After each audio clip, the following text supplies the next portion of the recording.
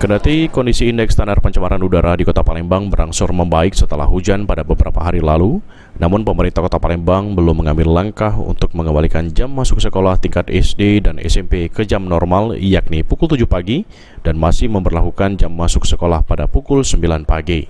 Saat ditemui di sela kegiatannya, PJ Wali Kota Palembang Ratu Dewa mengutarakan, meski hingga saat ini indeks standar pencemaran udara Kota Palembang mulai membaik ke level kuning dan trennya terus membaik setiap harinya, pemerintah Kota Palembang sendiri masih akan memberlakukan jam masuk sekolah pukul 9 pagi, tetap melakukan pengurangan durasi mata pelajaran 10 menit, dan meniadakan aktivitas siswa di luar ruangan.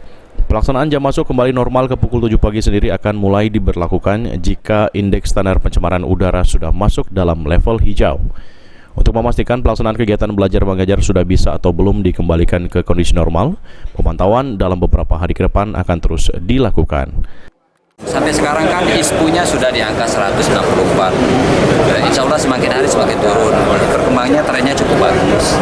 Saya kira ya kalau memang sudah aman pada level hijau, akan kita berdayakan proses belajar mengajar seperti biasa. Saya lihat dulu perkembangan 2-3 hari. Sandi Pratama, PAL TV.